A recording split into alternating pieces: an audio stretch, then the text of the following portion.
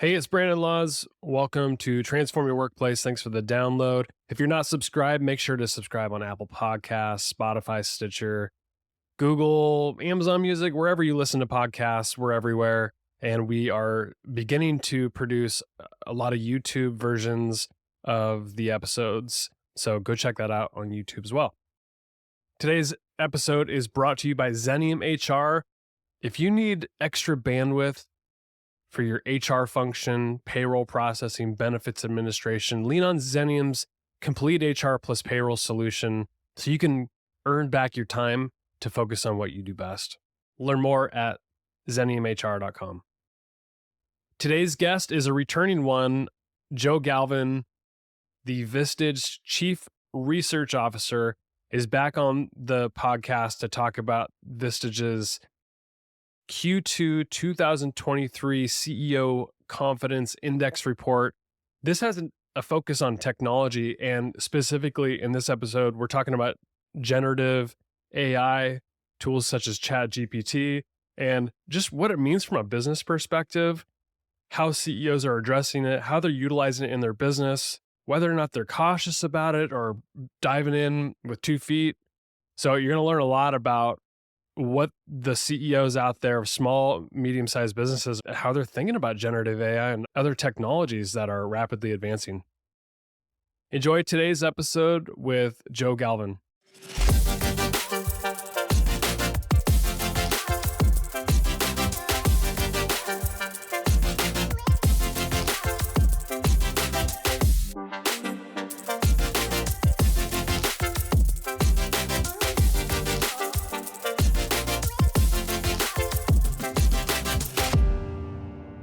Joe, it's a pleasure to have you back on Transform Your Workplace. Thanks for coming on.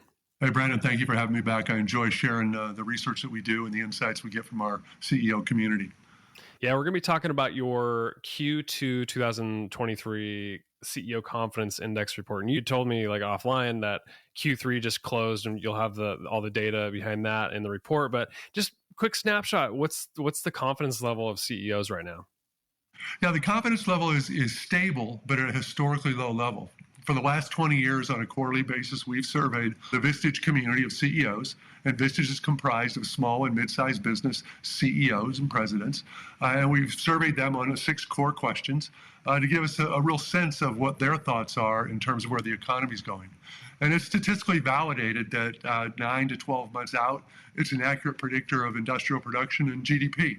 So you combine our sentiment data with more traditional economic data analysis, and it provides our community with a pretty clear direction of what's going to happen over the next 3 to 4 quarters. And that's real valuable when you talk about strategic planning.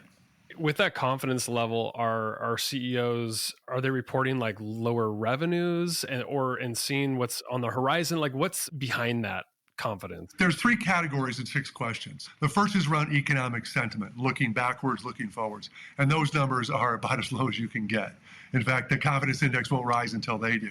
When it talks about revenues and profits, those numbers are down. And I compare that to the 10-year trend of what I call the rising tide decade of the 2010s. They're a little bit lower than that. And you look at, more importantly, investments. Are they seeking to increase investments? And headcount, are they seeking to increase headcount? Those are down, but they're not down catastrophically. So I think we've established a new level, a new floor, if you will, from which we will ride. And based on the confidence index, it suggests for the next 3 to 4 quarters, we're going to remain kind of where we are. And then we'll see, or we hope to see, there are some early indications that we'll start to see a rise late 24. And there's real confidence that the 25 scenario is going to be one of a return to growth. When you have a confidence level that's stabilized the way it has, what does that usually mean in terms of action by CEOs? Does it typically mean they start investing and hiring, or does that mean like they're in wait and see mode until they are more clear about where the environment's going? I think it's a little bit of both. I think when you're confident in your business, confident in your marketplace, you invest and you hire people. Following the trauma of the pandemic years, when we saw just incredible swings from bottom to top, back to bottom, we've fallen into this, what I define as a new reality. It's not a new normal. It's not the next normal. This is a completely new reality where we see unemployment rates below 4%, vacillates between 3.6, 3.8. Interest rates may have peaked. Maybe there's another rise coming. And inflation is down but higher. So you've got these new dynamics driving the economy. and quite frankly, a little bit of post-traumatic stress from the pandemic years. And it creates an environment where there's a fair degree of uncertainty. Consequently, small and mid-sized business CEOs are a little bit conservative in what they're doing. And as soon as I say that, there are some folks who their big challenge is, how do they contain this growth that they're trying to manage through? Where others are like, the bottom's falling out, how do we keep things together? And I think the nature of this economy is one that it's selective in where the pain is, but it also suggests that there's challenges going forward. Personally, what I look at, and again, this connects to the HR space, is workers. When people are working, they're spending money. The consumer drives 2/3 of the economy. Of that other third, half of that comes from the government, half of it comes from business. But if people have jobs, they're spending. And if they're confident that they lose their jobs, they can find another job quickly, they'll continue to spend. But it comes back to that old Ronald Reagan joke, right? A recession's when his neighbor loses his job, a depression's when you lose yours. Well, right now, except for a little bit of the strikes, no one's really losing their job. And if they do, there's still excess capacity that they can find a job very quickly. It's not like 2008, 2009, if you lost your job, you're out of work for 12 or 18 months and came in 2 or 3 levels below. Now it's like a game of reverse musical chairs, right? In 2008, you take away a chair and you eliminate people. Now we add chairs, but we don't add people. Creates tremendous opportunity for the workforce. And I think that's the foundation as to why we'll see, if a recession, we'll see a shallow and short recession, because people have jobs and they're confident they'll have jobs going forward. This report of the Q2 2023, it focuses on technology. Was that extracted from what you heard from CEOs, or did you say, like, no, technology is important right now, it's evolving really fast, we're going to focus on this? Like, what did you hear? Well, our topics are always generated by what our community says. So we're constantly engaged with them. We're talking to them. They tell us what's important. And we move from quarter to quarter based on what the important topics are. And as we came into Q2, there was no question that AI was top of mind for everyone. If we go back and we look back to when ChatGPT was released in November, all of a sudden you get to the first of the year and that's all everybody wants to talk about. So there was a tremendous amount of energy and a tremendous amount of curiosity in our community. So we asked a series of questions to get their insights in terms of how they're using it, what they're doing. We asked some open-ended questions, which is always the most fascinating thing, because you'll get 700, 800, 1,000 open-ended questions from as simple as we're not using it to full rambling multiple paragraphs of what they're doing. And it's always fun to sort through that and think through what they're talking about and then try to make some sense of that and then broadcast it back to our community. What did you hear when you polled people on whether they're using it or not? Or I imagine it ranges a spectrum of people who have fully embraced it and have implemented in their business to outline it and saying, no, nobody's using it. Well, there's a couple dimensions to that, but let's unpack first who's using that.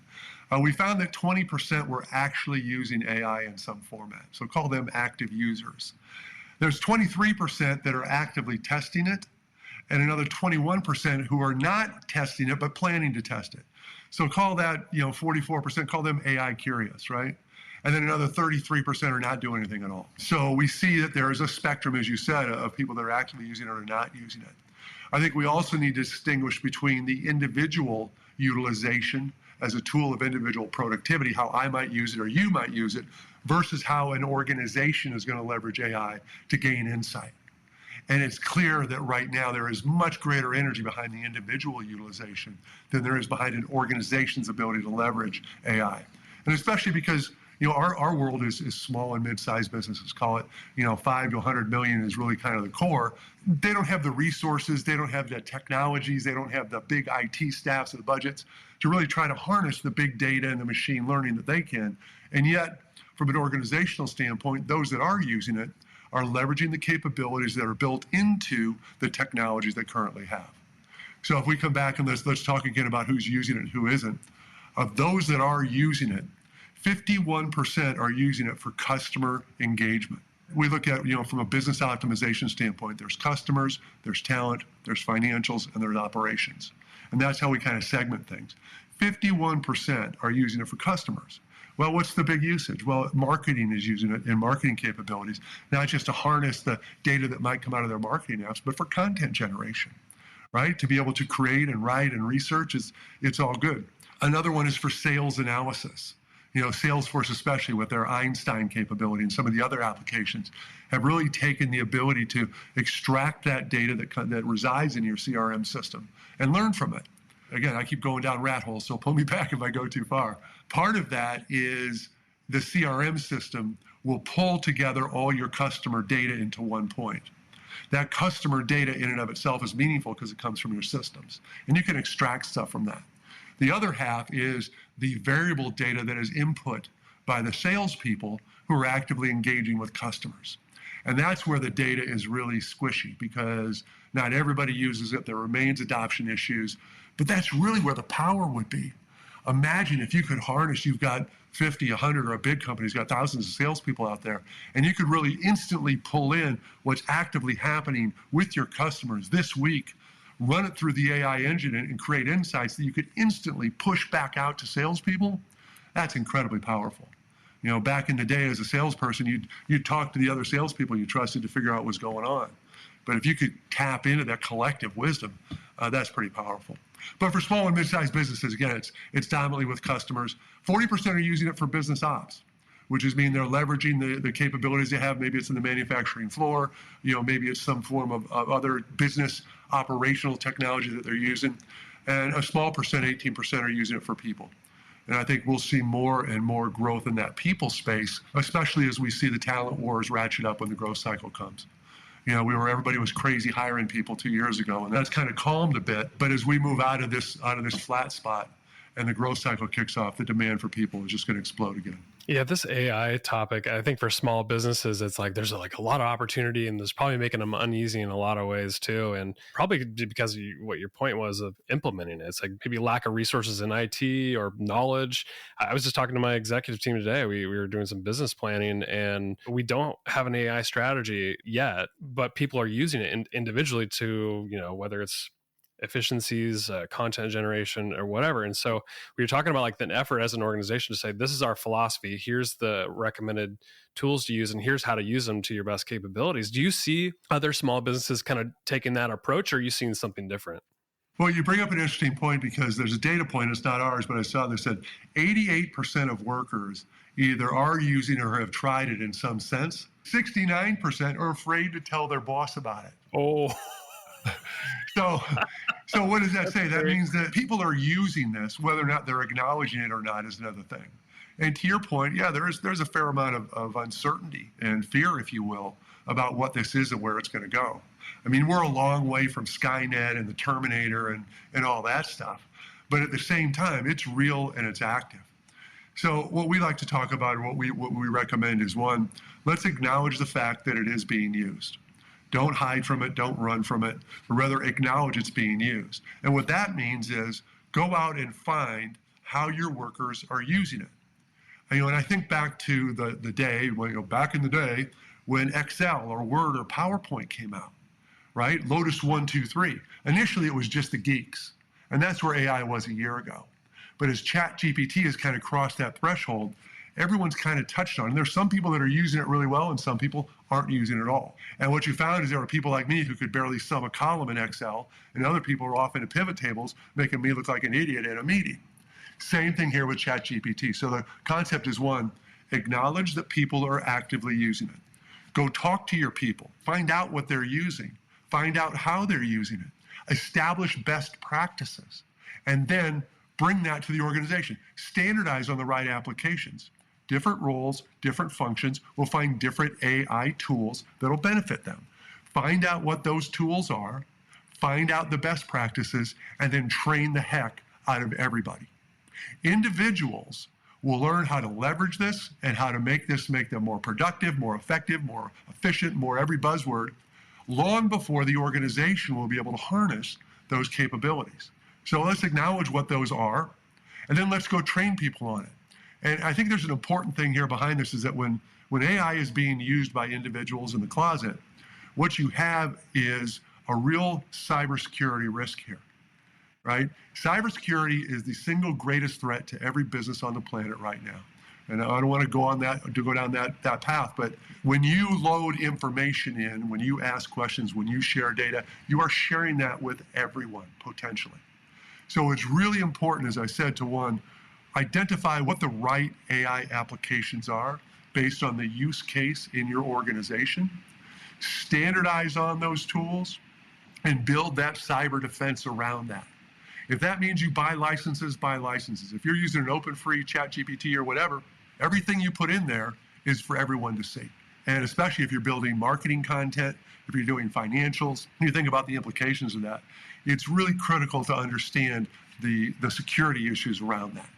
So one, identify what's being used and how your best people are using it and train everybody on that. And then once you have done that, then focus on accelerating your organizational transformation.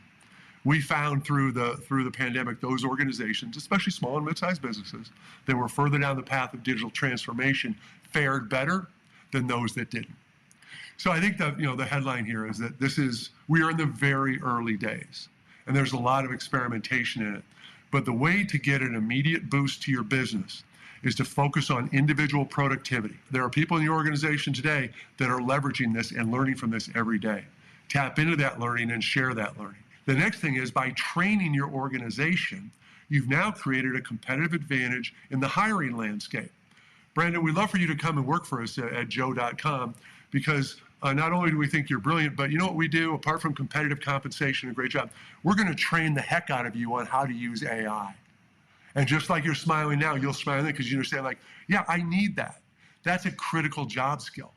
That's like learning how to use a computer was, way back in the day, and learning these individual productivity applications. So by training your people, you not only drive their productivity, you not only create a retention hook for them, but it becomes a powerful recruiting capability to say, look, if you come and join our company, we're going to train the heck out of you on the latest AI tools. This stuff's moving so fast, and I fear there's going to be a widening gap of skills at some point, and maybe small. I don't know if this has come through in the data, or if you have an opinion on this, but I'm curious if CEOs are worried about that, where it's like geeks like me, you said it was like Lotus back in the day, these geeks are on AI back in November, and now it's evolved even that much further. Now I'm one of those geeks. I was on ChatGPT in November.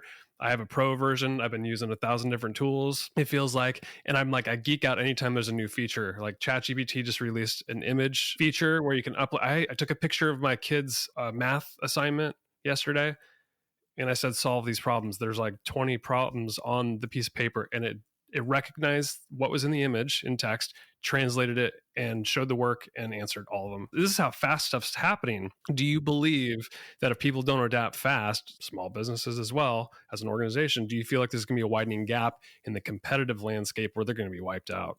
Well, again, let's distinguish between individuals and organizations. For the individuals, if you're in tech, in some of these industries, you're going to be all over this. But in other industries, if you're in construction, maybe not so much, manufacturing, there's different applications and different levels of geekness in every individual segment of the market, right? But I think for individuals, this is a skill set you will have to have. Again, I go back, I'm a boomer, I go back to when we were hiring people, in the 80s, it's do you have computer skills? Not really. Well, we can teach you that. Well, now it's what do you mean you don't have computer skills? Go away. So to your point, yes, this will continue to grow, will continue to escalate. It will become a requirement. Today, it's a competitive advantage. If you can use this and you can leverage this, it's a competitive advantage for your capabilities versus someone you're competing with a job for or someone in the organization. But as time goes on, that'll flatten out a bit, and we'll see where it's going. At an organizational level, I think we're still a long way from this being really mainstream, and especially small and mid-sized businesses being able to harness it. And yet, having said that, the acceleration of all technologies is only going to accelerate. We talk about, accelerated disruption. And you think about, the Industrial Revolution took 80 years and the internet took 20 years. And now COVID changed the most radical change we've seen, which is human behavior change. As everybody now knows how to unmute themselves on Zoom, right? And we'll see the same thing here with AI. It's a great opportunity from an individual standpoint to build a skill set that is highly marketable and will be a requirement in the not too distant future. But it gives you a competitive advantage now. I think as a leader, as a CEO looking at your business, how can I turbocharge my people? How can I give them a boost to help them do more, better, faster? And I think also when you lay in the components and the dynamic changes of the hybrid workforce, it becomes even more critical that you've got the types of capabilities that keep people connected to your organization. And clearly having that AI skill set is important. I think back to that old joke where the CFO said, what if we train them and they leave? And the CEO says, what if we don't train them and they stay? we're kind of in between the two, where I think in order to get them to stay, you have to train them. And there's no question that AI is the new skill set. Yeah, absolutely. Do you see AI impacting how these CEOs are hiring and training their people? Like, is it going to enter that phase too? I think it will with time. I think clearly it has become a question of, do you have AI skills? I think as you look to hire going forward, that will increasingly become more of a capability. I think for people looking to be hired, it's not just what do I bring, but how are you going to enhance and build that? It's still in the realm of individual utilization is where we're seeing the biggest bang. And I don't think there's many organizations that have really harnessed how to use it organizationally yet to really make a difference in their business. And you compound that with where we are with the sideways economy and all the things that have gone on and are going on. It's just one piece of that puzzle that says, how do we position ourselves to capitalize on this, at some point in time, growth cycle to see how much we can grow our business and improve our valuation. What else on AI, maybe from a perspective of like, if you could consult with these CEOs who are really timid around AI, how do you recommend they approach it? If you know that it's not going away, it's only getting more rapidly, it's going to keep evolving and get crazier, how should a CEO who's on the sidelines right now, how should they approach it? Well, I think one, you have to dispel some of the fear and some of the myth. I've had CEOs say, I don't have to worry about the hiring crisis because AI will replace people. And AI is not going to replace people, it's going to augment people. Automation replaces people. So it's more about how do we begin, as we've said before, and we're kind of going back over this, how do we come back and build this as a skill set?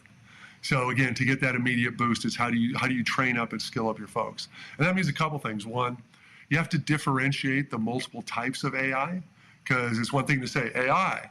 It breaks down, and you don't have to go very far, very deep to see how it fragments into the different components. So it's finding out what those components are and where they're going to fit. I think, too, you have to embrace the fact that it's far from perfect. You got to double check and fact check whatever comes out. One of the first things I did was tell me about Joe Galvin. And it rammed out this very elaborate, description that had nothing to do with me. There was a little bit here and a little bit there, and it's not exactly. So I think there's a fear factor around that. But I think the trepidation has to be put aside and recognize that not only is it a boost for the productivity of your people, it also becomes a powerful retention tool. Because one of the things we know about the millennials and now the pesky Gen Z generation is they don't want to work with old technology. Nobody wants to spend time on an SQL forms-based 2001 type thing. They want to learn. They want to be on Salesforce. They want to be on workplace apps. They want to be using AI. And if you're not providing that, again, in this environment where people can change jobs more quickly and more easily than ever before, if you're not providing that, it becomes a risk to your workforce and it'll impact your retention rate. So I think part of this is getting over the fear factor, but two, recognizing that this can be a competitive advantage with your folks or a disadvantage that will be used against you. Because again, the current generation, the workforce, they all want to be using the most latest stuff. And again, I want to make sure I emphasize this enough, the security issues behind it. Choosing to ignore it, taking the head in the sand strategy is one that will ensure that A, people will use it, and B, your data and whatever they put into that is fully exposed. So for example, you mentioned you put in your kids' homework. Well, what if you wanted to do a picture? So you loaded dozens of pictures of your kids and your family. And that's really cool because it generates a real cool thing. But now all those pictures are out there in the open world. And, the chances are 1 in a zillion, but we know there's bad actors out there. So you always have to be conscious of the security implications behind it. And I think, too, I think CEOs get a little put off because they think about it organizationally. How can we as a company leverage big data and machine learning and gain all these insights?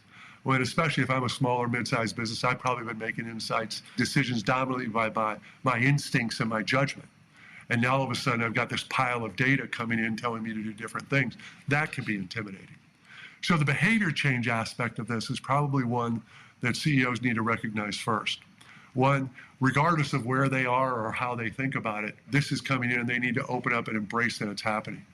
Understand, as I've said before, that individuals will figure this out long before you will as an organization. So embrace that, accelerate that, leverage that, and then double down and accelerate your organizational transformation. Technology is the change agent of our generation. When the historians look back, they'll equate technology with the discovery of fire, steam, electricity, fossil fuels. It's an incredible time that we're living through and that we will be living through. And AI is just part of it. And the last thing I would say is don't believe the hype. Newspapers, columnists, magazines, they're all driven by clicks. And, sexy headlines and big threats and huge opportunities are going to generate clicks, but it doesn't necessarily mean that translates to reality. People remain the fossil fuel of your growth engine. Power up your people, give them the tools they need, and generally good things will happen. Absolutely. Now, before we leave, let's step back out a little bit on this report and just give me some insight on, are CEOs thinking recession's looming and preparing for that? What's the just overall sentiment heading into this next year? I think the overall sentiment is consistent of a soft landing. And again, I think there are sectors, if you've been in housing, or if you're in commercial construction and industries connected to that, you're probably feeling some pain. Those are clearly already into a recession.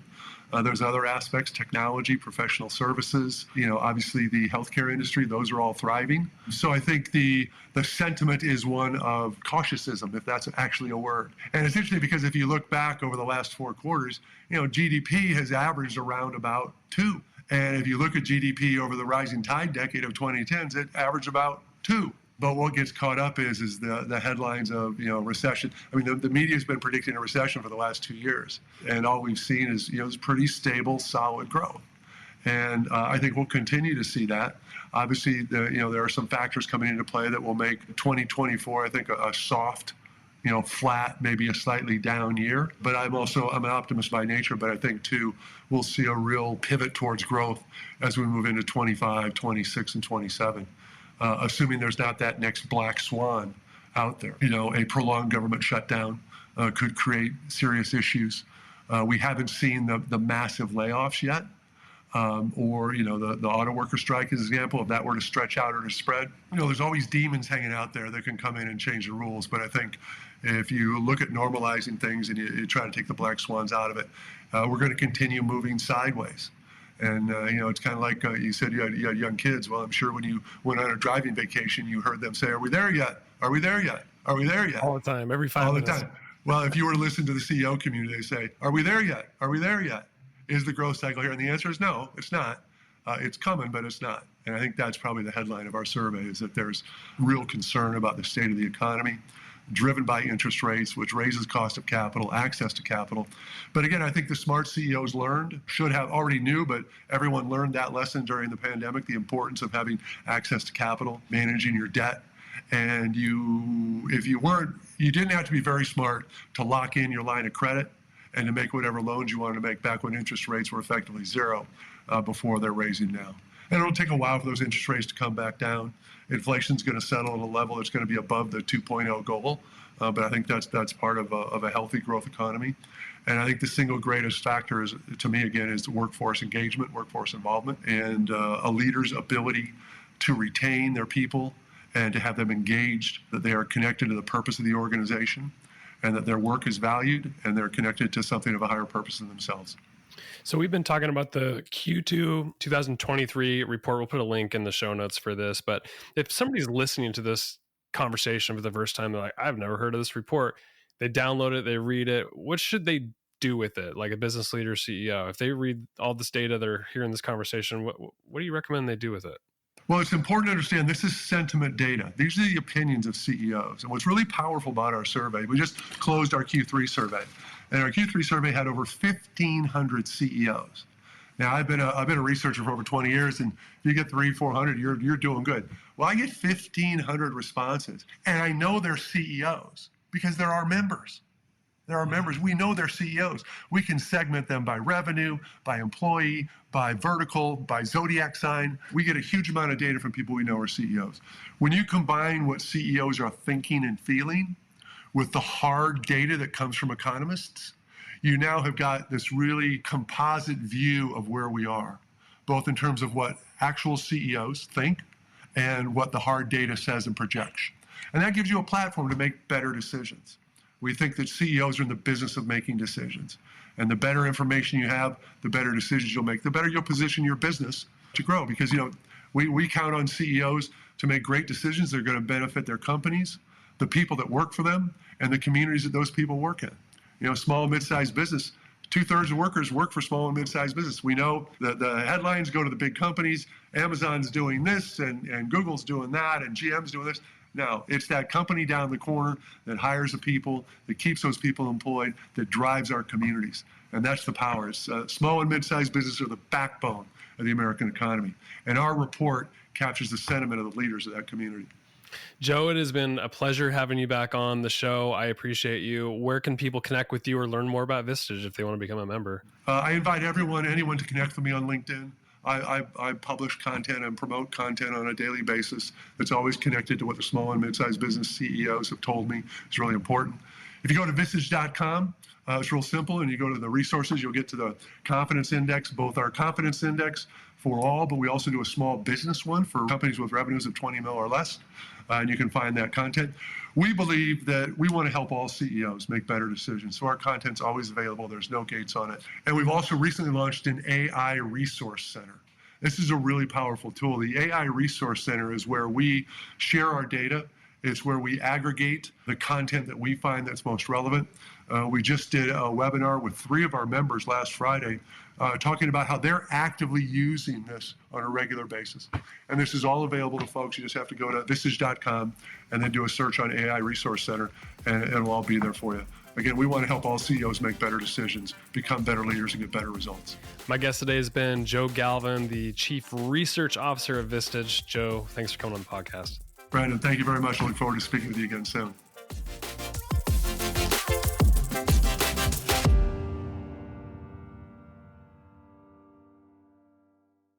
The views, thoughts, and opinions expressed are the guest's own and do not represent the views, thoughts, and opinions of Xenium HR or the host, Brandon Laws.